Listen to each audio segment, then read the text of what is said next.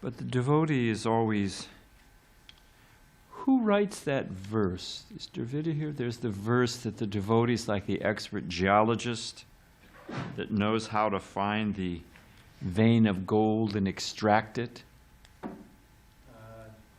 remember the verse, but I don't know who wrote it. So, now what's up with this? Vijay said he thinks it's full on.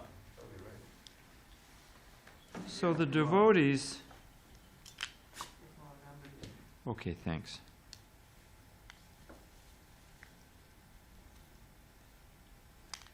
They're eager to advance in spiritual life. And so they're always looking for opportunities. How can I increase my devotion? How can I advance in spiritual life? 10 points to somebody who can figure out what's wrong with this. Can we click the light on for just a moment? Just a sec. So these days are auspicious. These appearances, thanks. These appearances and disappearances. Because they're a chance to...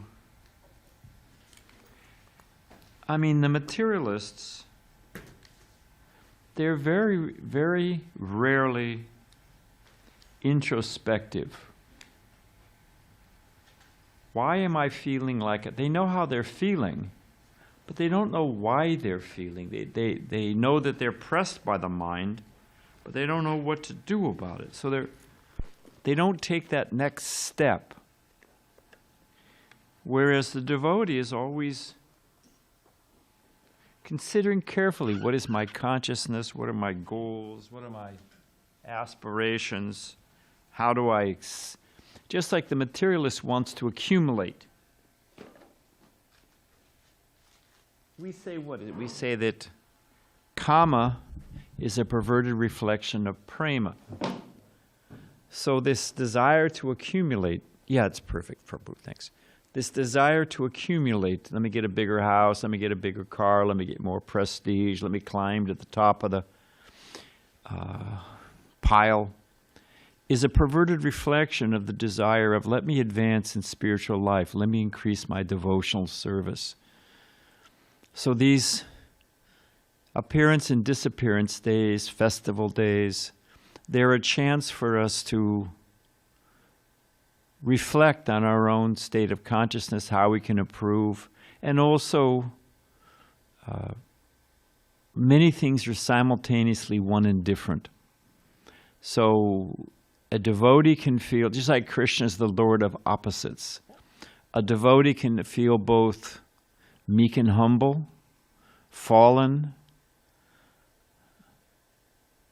and at the same time feel very confident that I have my Krishna, I have my spiritual master, I have the Vaisnavas. Prabhupada said a devotee knows who is who and what is what. So in the same way, it's a chance to think about how, lower than the straw in the street, devoid of all sense of false prestige, but to also have that sublime confidence that just see the power that is in this process, in the holy name and in the process of sadhana, that I will obtain my goal. Dayabhak, it's guaranteed. It's as long as there it is. So that's a little introduction. Are we ready to roll, Tapas? Okay. So this is we are celebrating the disappearance of Raghunatha Dasa Goswami, but disappearance, just like the sun, it may appear or disappear to us, but it's always present. So these are the eternal glories of Raghunatha Dasa Goswami. So he appeared in 1494, just to give a little reference of history. 1492, Columbus sailed the ocean blue.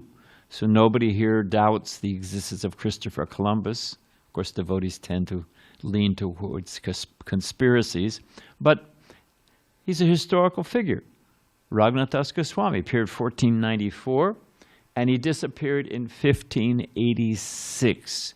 They're a little uncertain about exactly when he disappeared. It might be off by a year or two. Prabhupada says, he gives these dates, and then Prabhupada says he lived for a very long time. So we have 92 years. Of course, redwood trees live for thousands of years, but what is the use? Bhagavatam says trees stand, bellows, breathes, dogs and hogs discharge semina. So, but a life of a Vaishnava, what to speak of our Prayojana Guru, which we'll talk about in a moment, is most auspicious. So 92 years well spent. Next.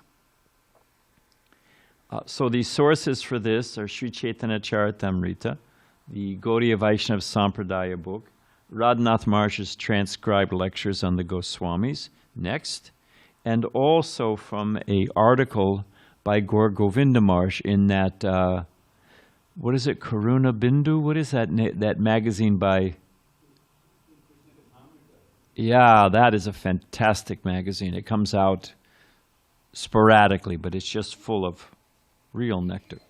And it's also from the prayers and books by Raghunatha Dasa Goswami himself. Next. So, of course, Raghunatha Dasa Goswami is one of the 6 Goswamis, one of the leading disciples of Sri Chaitanya Mahaprabhu, the fountainheads of our Gaudiya literature and the Sankirtan mission flowing from Chaitanya Mahaprabhu. Next. So this is his family home in Krishnapur. It's in the Hooghly district of West Bengal. That's northwest of Calcutta, sort of between Mayapur, you know, our ISKCON Mayapur, Navadvip, and Calcutta. So he's born in that district. This is the family home. Next.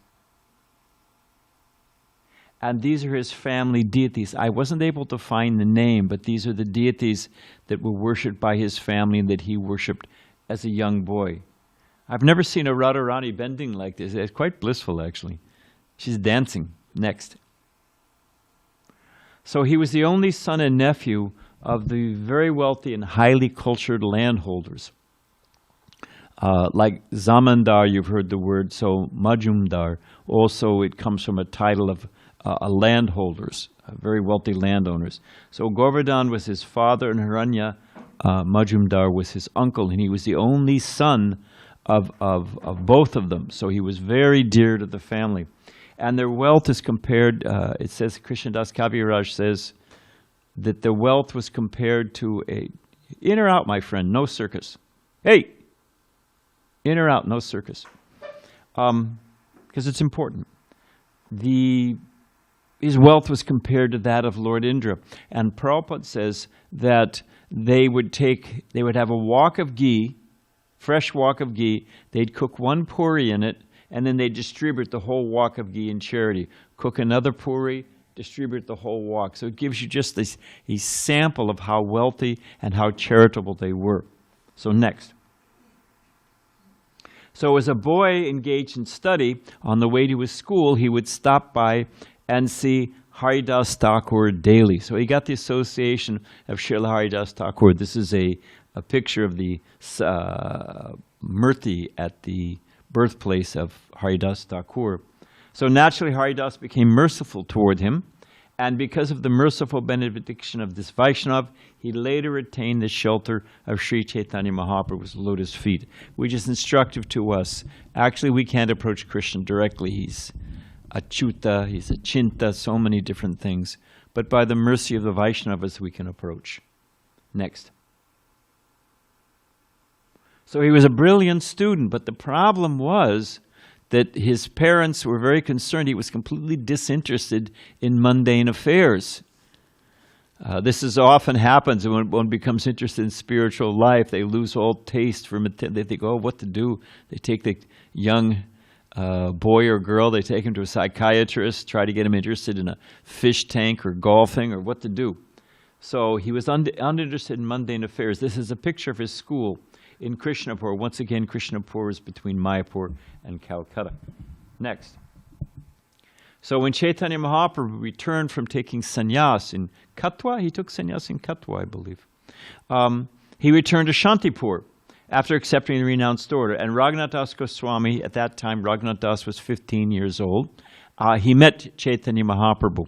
So after meeting Chaitanya Mahaprabhu, nothing was the same. After bidding farewell to Raghunatha Das, Chaitanya Mahaprabhu returned to Jagannath Puri. Of course, this is a picture of Jagannath Puri. Returning home, Raghunatha Das became mad with ecstatic love. This was wherever Chaitanya Mahaprabhu, you could tell where Chaitanya Mahaprabhu was traveling because whole villages were, chanting and dancing and rolling on the ground in ecstasy. What is it? No one was interested in the price of rice in the marketplace. It says in the Chaitanya Bhagavat. They just lost interest in any material affairs. So similarly, Raghunatha Das became mad with ecstatic love. Next. So Raghunatha Das used to run away from home again and again to go to Jagannath Puri. He wanted to join Chaitanya Mahaprabhu in Puri. But his father kept binding him and bringing him back. Next. His father even had 5 watchmen to guard him day and night. He had 4 personal servants employed to look after his comfort, and 2 Brahmins were employed to cook for him. So Krishnadas Kaviraj says, in this way, 11 people were incessantly keeping Raghunatha Das under their control. So he couldn't escape. He couldn't get away to Jagannath Puri, and thus he was very unhappy. He was trying to run away and come back, and they would so many different things. Next. When Raghunatha Das learned that Chaitanya Mahaprabhu had returned to Shantipur, he submitted a request to his father, because his father wouldn't let him out of his eyesight. So Raghunatha Das asked us, this is from, these verses are from the 16th chapter of the Madhya Lila. Raghunatha Das asked his father, please give me permission to go to see the lotus feet of the Lord. If you do not, my life will not remain within this body. That's pretty much of an ultimatum. If you don't let me go, I won't be able to, I'll just give up my life. So there it was. His father relented. Next. So when he met Chaitanya Mahaprabhu in Shantipur, a 15-year-old boy, maybe 16 by now, Mahaprabhu instructed him, be patient and return home. Don't be a crazy fellow. By and by, you'll be able to cross the ocean of material existence. Doesn't happen overnight. Sri Chaitanya Mahaprabhu continued, within your heart, you keep yourself very faithful, but externally, you may behave like an ordinary man. Anyone know the example given by Rupa Goswami, Nectar of Devotion? What, Balaram? A wife who has a paramour, she serves the husband at the house very good. If the wife has a lover, she doesn't want to, be discovered. So by thinking of her lover all the time, she's very dutifully taking care of the husband. Of course, we don't advocate this. This is an example, not meant for practice. But in a similar fashion, we may have to do our ordinary duties, but we can remember Krishna. So this is Chaitanya Mahaprabhu's instruction to him. And then he says, if you behave in this way, thus Krishna will soon be very pleased and deliver you from the clutches of Maya. So we have to tolerate sometimes. We have a job, or we have, we live over there at Diamond Apartments, which are diamonds in the rough. You just have to tolerate it. Remember Krishna. Next. So Raghunatha Das' mother, because you have to remember, the boy's always he's uninterested in material affairs. They have land, they have so many, you can just imagine all the different affairs to manage everything, what to do. So, and he was always trying to escape and disinterested. So the mother, Raghunatha Das' mother, said to her husband, why don't you chain up this boy? And the father replied in exasperation, Raghunatha Das, our son, has opulence like Indra, the heavenly king, and his wife is as beautiful as an angel. Yet all of this could not tie down his mind. So he says, what are the chains going to do? If a beautiful wife and all these opulence, what can we do? Next.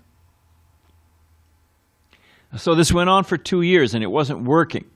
So Raghunatha Das said, well, they're trying to escape, and they're bringing me back, and it's not working. 11 people keeping an eye on me. If I sneeze, it's recorded. So what to do? So he came up with a plan. He acted like a very faithful son, expert in business affairs. He got involved in helping manage all the family businesses in the land and, many things. And he was just so therefore, what happened? Anyone know? They slackened their guard. They thought, okay, now he's acting normally. It's off the track, but what the hey, just for fun, the sannyasis, Bhakti Siddhanta Maharaj, joined here in ISKCON in San Diego. His name was Siddhanta Prabhu. And his parents kidnapped him by deprogrammers, and they tried so many, it's a whole story. But the point is that, and they tried to get him to eat meat, they showed him pornographic movies. It was horrible what they put him through, trying to ignite his material fire. And he was just, unflinching in his determination. So, and it wasn't working. They had him in upstate New York, in the remote woods in some cabin. It wasn't working. So he said, all right. He said, I'll relent. And he pretended. I mean, he didn't get in with women. He didn't eat meat or anything. But you're right. I should go back to college and this and that. So they tested him out. They took him on a field trip. They took him to Chicago. And they took him to the Field Museum, which is a famous natural history museum in Chicago. So they took him to the Field Museum in Chicago. And, he was just pretending that, oh, very nice, very interesting. And he saw a display. It said Indian statuary. He thought, well, let me check it out in one of the halls, one of the display areas. So he went in, and meanwhile he was thinking, just how will I escape? There were 2 guards with him. How will I escape? How will I escape? And he went, you can ask him, he'll confirm the story. So he went in, and we were wondering, where is he? We couldn't find him. We're here in San Diego, completely in anxiety, what to do. So he goes into this Indian statuary, and he's standing there in the hall, and there he sees they had a giant murti, a stone statue of Lord Nrsingadev, like the one in Hampi, how he's sitting there? So it was a giant Lord Nrsingadev. And he said, oh, Lord Nrsinga, please save me. And he said it was just like the movies. He looked to the left, he looked to the right. The 2 guards were gone. There was no cell phones in those days. One of them had gone to use the phone. The other one, all of a sudden, had to answer the call of nature. He's standing there all alone in front of Lord Nrsingadev. He said, please save me. And then he notices 10 feet over from Lord Nrsingadev, there's a sign that says, exit. And he just shot out the door, alarms going off. He just shot out the door, ran. He was in downtown Chicago, got to a payphone, called me. We immediately sent him a plane ticket. He picked it up and flew back to San Diego. So Raghunatha Dasa thought, okay, well, this isn't working. Let me pretend. So he pretended, okay, go ahead, next. So as part of the affairs of it, just goes to show, the 6 Goswamis were expert at everything. Like you have Rupa Goswami, well, the example. Rupa Goswami, Sanatana Goswami, they were government officers, so many things. So there was an envious Chaudhry. Chaudhry is a assistant tax collector. They work under the king. So he became, because they were so wealthy, his Raghunatha Dasa's uncle and father, and they were skimming. They weren't giving their fair, complete, appropriate taxes, full tax, because so many people cheat on taxes. So the envious Chaudhry, he wanted to get more money out of them. So he riled up the Nawab, the king, that they're cheating you, they're pretending to be your friends, and so many different things. So, and the rumor got back that the Chaudhry is coming to arrest you. So Raghunatha Das said, I'll take care of it, you hide. So his father and uncle were in hiding, and the Chaudhry showed up, the tax collector showed up with soldiers from the Nawab. It's a big deal. Raided, like an FBI raid. And they couldn't find them, so they said, okay, they captured the boy. They captured Raghunatha Das. Even though he was a young boy, they took him to jail. They threw him in jail. Now, because the family was so prestigious, they kept threatening to beat him, but they were afraid to beat him because they thought there may be a riot with the local villagers. So, but they were torturing, they were tormenting him. But Raghunatha Das was so expert, so charming and so expert, like Sanatana Goswami in the jail. He said to the Chaudhry, oh, you're a great sage, you're very renounced, you're just like my uncle. In so many different ways he flattered him, and the tax collector's heart softened. And he said, yes, it's not right that I'm treating you like this. And so they took him before the Nawab, and the same thing, he was so charming and so expert that the Nawab, the king, said, listen, previously we had a nice relationship. You're fine. Your father and uncle, I know they're hiding. You go back, you work it. So he acted as an intermediary between the uncle and them, and they worked out the whole thing, paid back taxes, and the whole thing was sorted out. So he was expert. Next. So Raghunatha Das wanted Mahaprabhu's shelter, and this became possible by the mercy of Lord Nityananda. This is the famous Panihati festival. So he heard that Lord Lord Nityananda was at Panihata, so he went to Panihati and and paid for all the prasadam and the huge festival. And Lord Nityananda was very pleased. This is a picture of Raghunatha Das.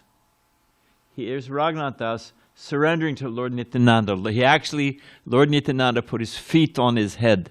So by the mercy of Lord Nityananda, he got delivered. And Prabhupada says in the Chaitanya Charitamrita, the Panihata festival, it celebrates our becoming, it's a time to prayer. It celebrates becoming free from material entanglements and being able to gain the shelter of the Lord's lotus feet. And it's famous for its chipped rice. This is flat rice soaked in sweet condensed milk and yogurt and all kinds of different, it's a very blissful festival. And we do it in Laguna Beach once a year. Next. So now that they'd slackened their guard and thinking he was an ordinary materialist and had lost the fever of madness for Chaitanya Mahaprabhu, so seeing when the opportunity became appropriate, he devised a plan. So the pujari in one of the nearby villages was a disciple of Yadunandanacharya. Yadunandanacharya was the family guru of Raghunatha Das. So Yadunandanacharya, the pujari had blooped or whatever, had gone away, given up his service. So Yadunandanacharya was asking, I need some help. So Raghunatha Das Goswami said, I'll take care of it. And this way, with Yadunandanacharya, he left. His parents said, he's with our family guru. It'll be all right. So he left at night, solved the problem, and then told Yadunandanacharya, I have to take something. You head back to the house, back to your village, to your house, and I have to take care of a few things. And in this way, he slipped away in the dead of night. Next. This is the Bloop Pujari back. You notice he's got a mustache, so he's starting to... Things didn't work out quite right. Next. So thinking of the lotus feet of Sri Chaitanya Mahaprabhu and Lord Nityananda Prabhu, he left the general path because he thought, well, they'll look for me. They'll look for me if I'm on the main road. So he went by the village paths. So, to the forest. He proceeded with great haste on the path not generally used. He walked about 30 miles on the first day. And in the evenings, he took rest in the cowshed of a milkmaid. So he was just hiding in different, in the cowshed or in the fields and walking through the forest paths. He reached Jagannath Puri in 12 days, but he could eat only for 3 days on the way. It's 300 plus miles. So he was walking about 20, 25 miles a day, sometimes even 30 miles a day, and only able to eat 3 days. So I was thinking, how determined are we, I'm speaking to myself, to get Chaitanya Mahaprabhu's mercy, the mercy of our spiritual master, the mercy of the Vaisnavas? Look at this austerity. So we should be so eager. Utsaha. Next. So Raghunatha Das, Chaitanya Mahaprabhu put him under the care of Swarup Damodar Maharaj, Das Brahmachari. So the intimate servant of Chaitanya Mahaprabhu, secretary. So he put him under the charge of Swarup Damodar Goswami, and Govinda, Lord Chaitanya's personal servant, supplied him with remnants of Chaitanya Mahaprabhu's meals. So he made it. Next. Now, Swarup Damodar was acting as Chaitanya Mahaprabhu's secretary. He attended to the Lord's bath, meals, rest, massage. We know there's so many. He filtered all the guests, made sure that Chaitanya Mahaprabhu, anyone who met with him was actually a proper person. So Raghunatha Das was the personal assistant to Swarup Damodar Goswami. And because Raghunatha Das Goswami was an assistant to Swarup Damodar, he knew much of the external and internal features of Chaitanya Mahaprabhu. He kept detailed notes. Raghunatha Das Goswami kept detailed notes on these palm scrolls. Detailed notes about the pastimes and activities and events about Chaitanya Mahaprabhu. Later on, he shared those with Krishnadas Kaviraj, and that's where we get the Chaitanya Charitamrita. So one of the sources are the personal notes of Raghunatha Das Goswami as the assistant secretary to Chaitanya Mahaprabhu in Jagannath Puri. Next. So Raghunatha's father sent 400 gold coins. You can't even estimate how much that was worth. 2 servants and 1 Brahmin to Shivananda Sen. Shivananda Sen was on his way to, because they would go once a year for the Rath Yatra festival. They'd walk from Navadvip to Jagannath Puri. So he thought, his father was smart. He must have slipped away and gone to Chaitanya Mahaprabhu. So he said, please take these gold coins, these servants, and you find out what's up with my son. So Raghunatha Das, when he got the money, what's he going to do with it? So he cooked big feasts and festivals. He would cook lunch daily, arrange for a nice prasadam for Chaitanya Mahaprabhu, and big festivals for the devotees. So next. So Raghunatha Das Goswami took, just like Sanatana Goswami, when Chaitanya Mahaprabhu didn't say anything, but he saw he had this expensive chadar. So, you've taken renunciation. What are you doing with this fancy, Kashmiri chadar? So Raghunatha Das took gradual steps. He started, eating simpler meals. And he said, but at one point he came to the point that he would go to, this is the Nisringadwara. This is the famous lion gate. There's a horse gate. There's different gates. So this is the lion gate. This is the Garuda Stamba that Chaitanya Mahaprabhu used to see Lord Jagannath and pass out in ecstasy. So this is the Nisringadwara, or the lion gate.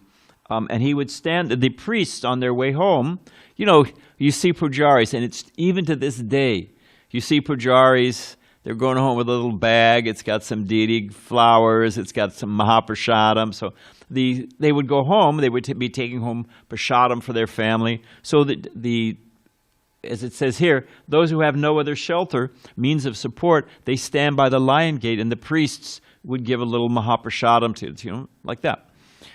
But then Raghunatha Das thought, this is like a prostitute. I'm standing here and I'm thinking, he gave last time. Here comes that other priest. Nah, he won't give.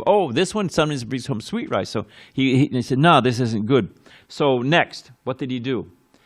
It finally came to the point that he would go to the cow shed. He would go where the old rice, dried up rice, the Jagannath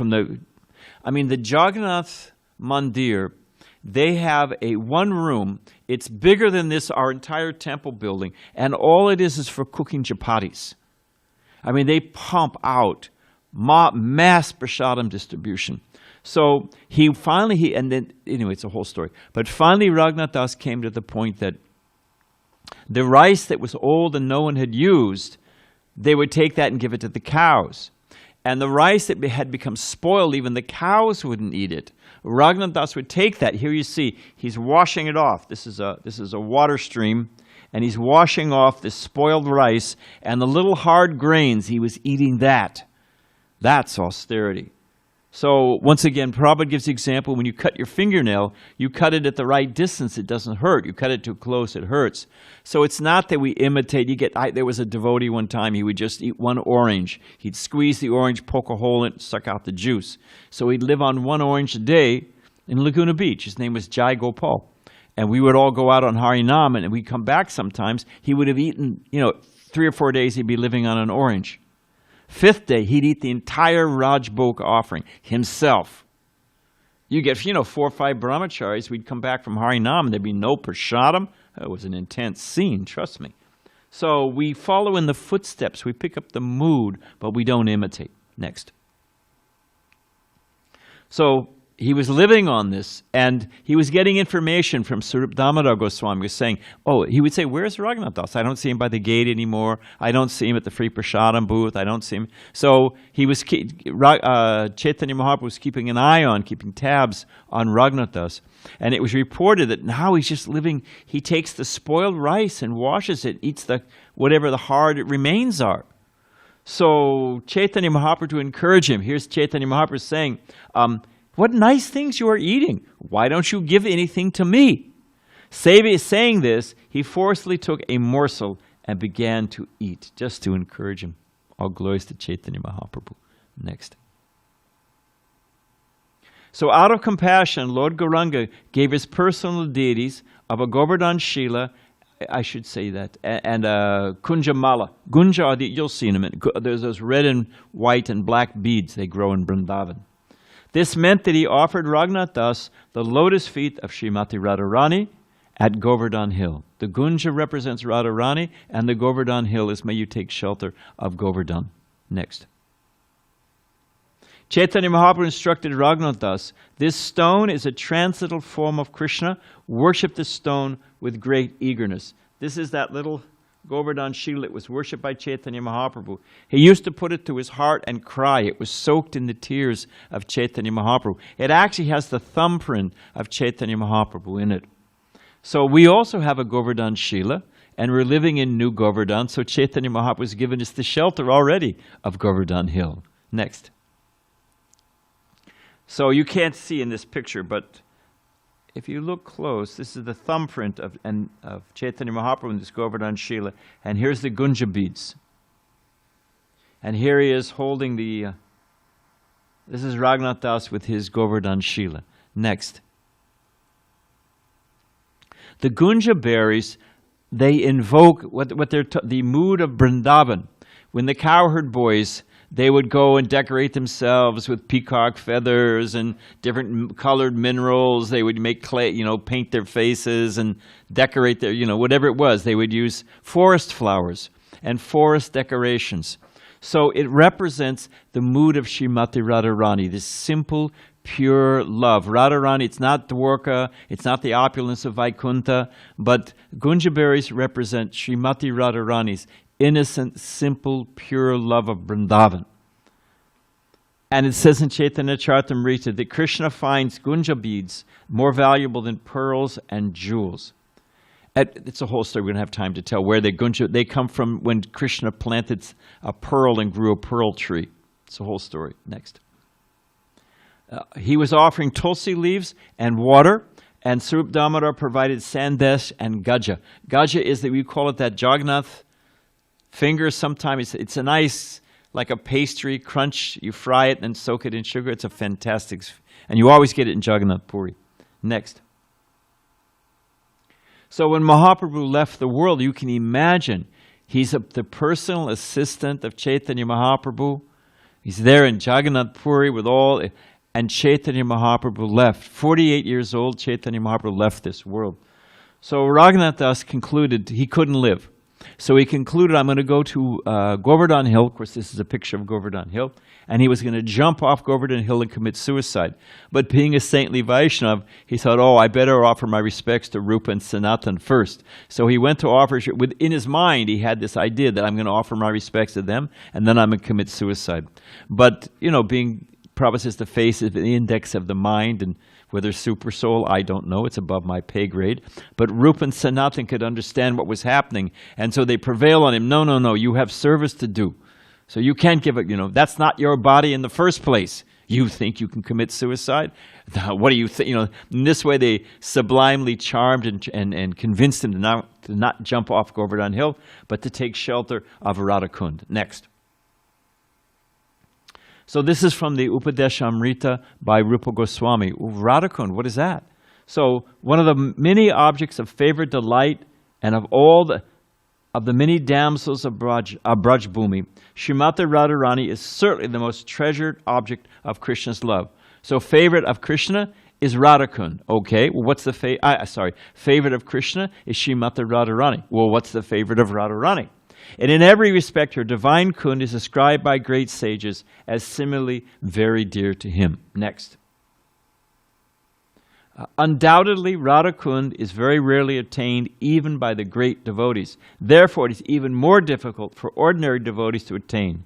If one simply bathes once within those holy waters, one's pure love for Krishna is fully aroused. This is installed by Srila Bhaktisiddhanta Saraswati Thakur. It's Radharani's lotus feet.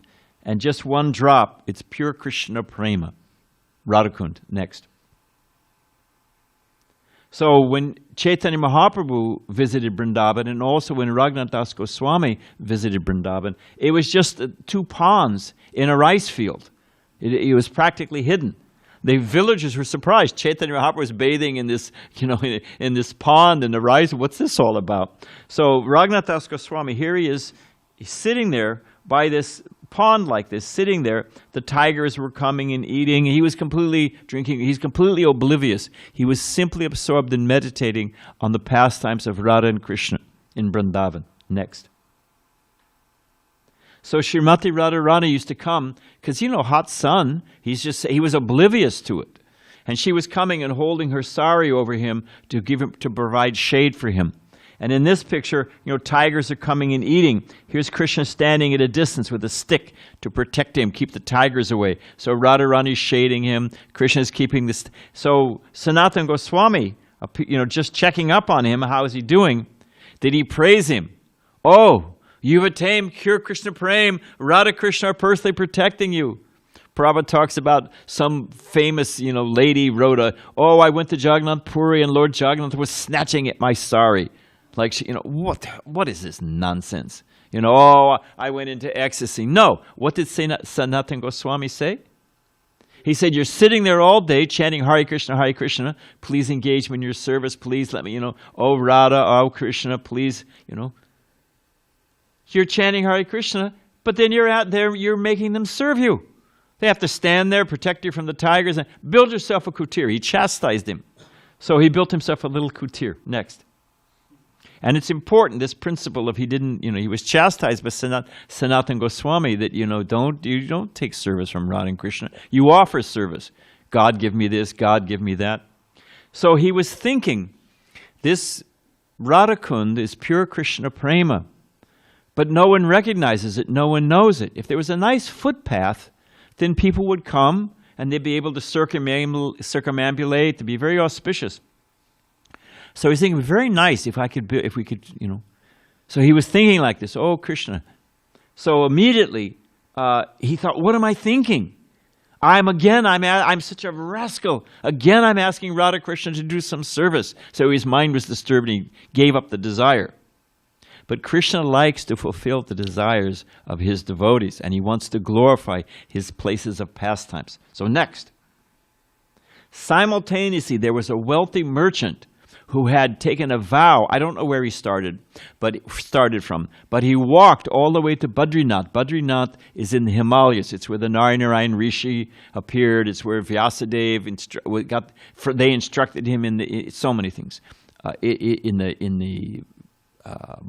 That's where he wrote his Bhagavad Gita purports, Vyasadeva, after being instructed by the Narayana Rishi. We say you have supremmost human beings, Narayana Rishi. So his appearance place is there in Badrinath in the Himalayas. So this is a picture of Badrinath. You can see the snow-capped mountains. This is a branch of the Ganga. So this merchant had walked all the way, and his intent was to give a very, very large donation to the Badri Vishal. Vishal is the name of the deity. Next. So this is the town of Govardhan. You can just see. It's actually snowed in. Yeah, you can only get there a few months out of the year. And this is up here, this is the mountain Nilakant. There's a whole story. It was put there by Lord Shiva. It's a whole story. Next. Parvati, Himalayas, Lord Shiva, Nilakant. It's a most auspicious place. So this is a temple, a picture of the Badrinath temple. As I said, the Narayana Rishi. So this merchant had walked all the way there to give this big donation. And the deity spoke to him in a dream and said, no, don't take this money. I don't want it here. You go and give it to Raghunatha Dasa Goswami. He wants to build a footpath around Radhakund. You take it to him. So he walked all the way back to Vrindavan, this merchant. Next. So you can see, here's Badrinath, here's Vrindavan. Just for reference, here's New Delhi, here's Jaipur over here. So he walked all the way. He'd walked to Badrinath. Deity told him, no, I don't want it. You give it to Raghunatha Das. He walked all the way to Raghunatha Das. When he showed up, Raghunatha Das said, no, I don't take service from Radha and Krishna. He wouldn't take the money. So what to do? The merchant walked all the way back. And the deity said, Badri Vishal, no, I don't want to see you again. You go, you tell him that I want him to take it. So the merchant walked all the way back to Vrindavan and said, please take it. So Raghunatha Dasa Goswami took the, next. So, he said, this is the deity Badri Vishal. This is the Narayana Rishi. This is Vyasadeva getting instructions on Bhagavad Gita. How to write Bhagavad Gita, Mahabharata. So he walked all the way back. Next. So Raghunatha Dasa Goswami took the donation, and the merchant oversaw the construction. It was a very happy ending. So they built a nice, with little shade, chatris, and a walking path next, and steps down to the kund. So Radha Kund is square-shaped, and Shama Kund is crooked-shaped. Why? Well, don't worry, our acharyas have answered. When they were planning the construction, it was proposed that they would cut down 5 trees. They needed to cut down these 5 trees and make Shamakund match Radhakund and be square.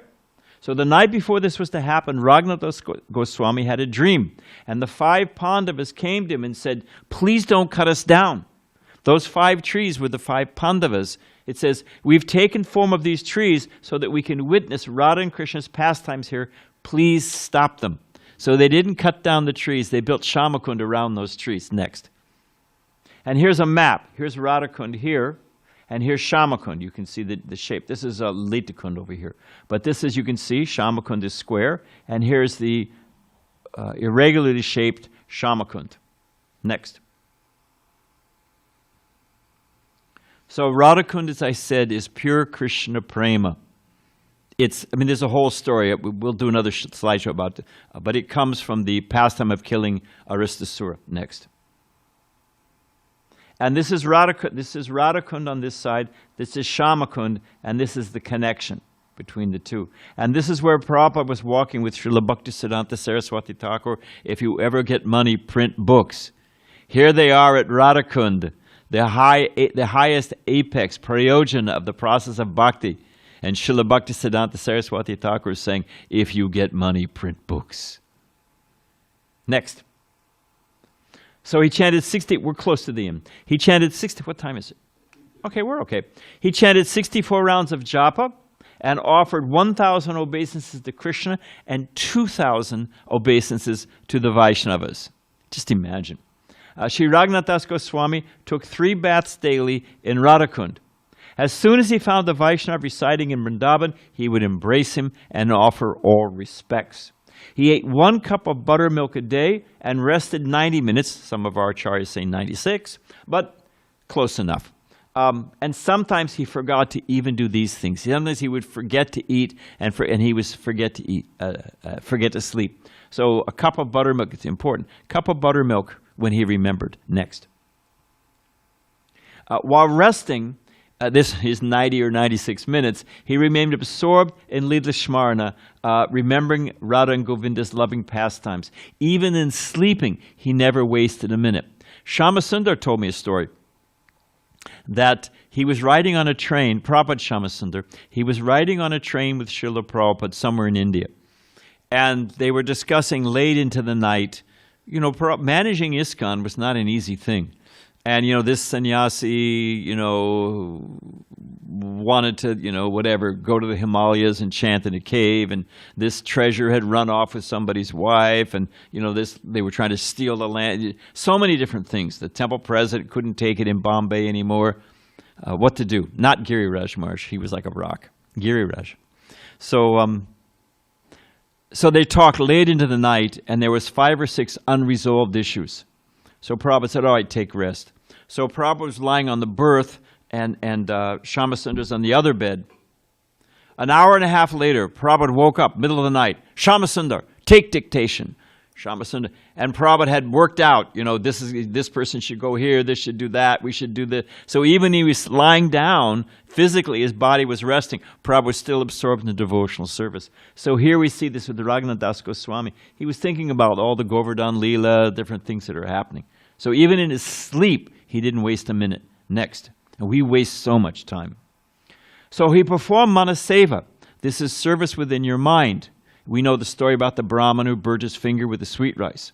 So here's what happened with Raghunatha Dasa. Once in his meditation, he made very excellent sweet rice kheer. Little saffron, rose water, pistachio, shaved almonds. Very excellent. Radha and Krishna accepted, took what they liked, and then told him to finish the rest. So it was a big pot. He made a big pot like this, and that Radha Krishna just took a little bit. So they said, you take the rest. There was quite a bit left, But in the ecstasy of thinking how the divine couple had appreciated his cooking and accepted his offering, all within his mind, Raghunatha Das ate the whole thing. Now remember, he was living on just a cup of buttermilk. So in his mind, he took this whole, this Mahaprasadam, touched, graced, appreciated by Radha and Krishna. He got indigestion. The villagers were used to him waking up. He was always chanting, so they didn't hear anything coming out of his bhajan kutir. 2 o'clock in the afternoon, they became very concerned. What's happened to Raghunatha Das? So they went in and they saw he was just lying sick on his side. They went and got an Ayurvedic doctor. The villagers didn't know what happened. The Ayurvedic doctor didn't know what happened. But, Prabhupada says they just feel your pulse and they can understand what's going on. So the Ayurvedic doctor went into his kutir, felt his pulse, came out and reported to the villagers, he's going to be all right. He's just sick from eating too much sweet rice. So this is a sample of Raghunatha Das' platform. Next. All within the mind. But the physical symptoms were there. So just to give you a flavor, I just wanted to, this is a little bit of his writing. This is one of his, this is Manasiksha, or Instructions to the Mind. It's 12 verses, just fantastic. So to give you a flavor, although he's on this elevated platform, he's preaching to his mind, like you have St. Francis calling his body brother ass, donkey. He would say, all right, brother ass, time to get up. All right, brother ass, no, we're not going that way, we're going this way. So that detachment, that introspective sage to be able to see the mind working. So here he's instructing his mind on our behalf. He's actually playing our role. So he says, my dear brother mind, the despicable desire for material honor and distinction is compared to a shameless and low-born prostitute who eats dog meat. You can't get lower than that. Yet she is flagrantly dancing in my heart. That's the real Nate. Don't trust your mind.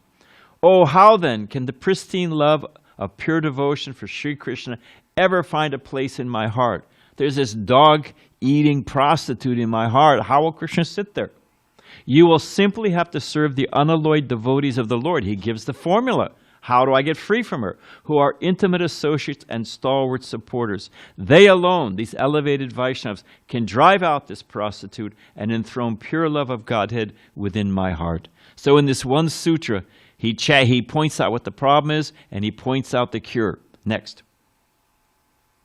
So he was the spiritual master, as I said earlier, of Krishnadas Kaviraj, the author of of the Chaitanya Charitamrita. Here's Krishnadas Kaviraj Maharaj. It's described, anyway, that's a whole other story. We'll do him next. But the Raghunatha Das was 90 years old, and you read he lived up to 96, and he would come and sit in the sun. He couldn't even sit or lie very long, sometimes for an hour a day.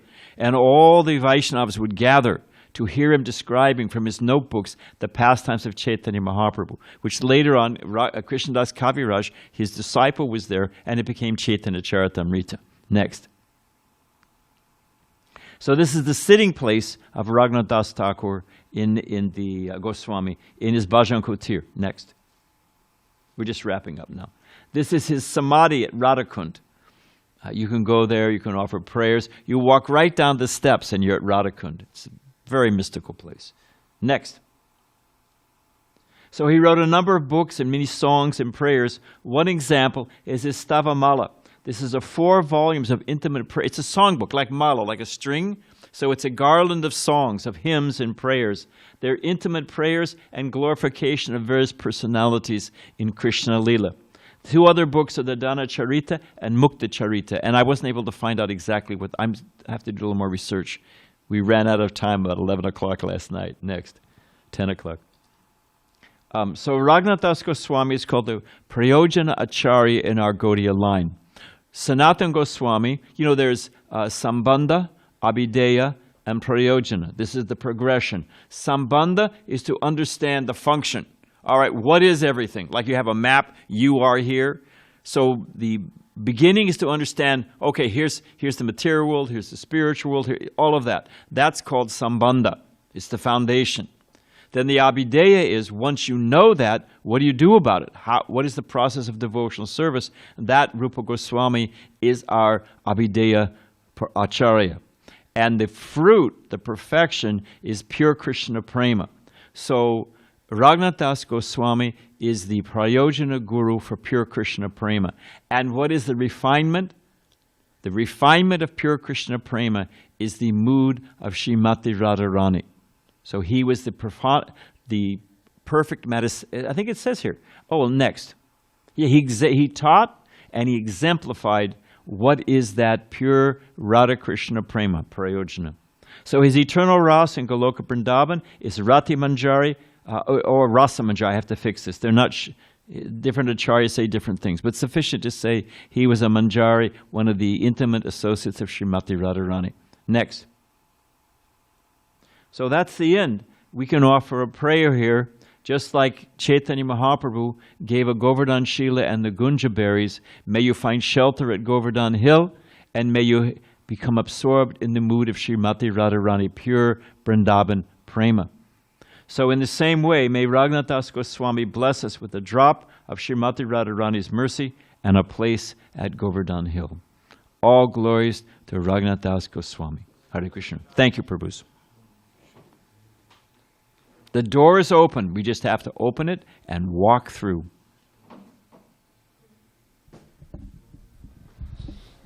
Thank you, Tapas.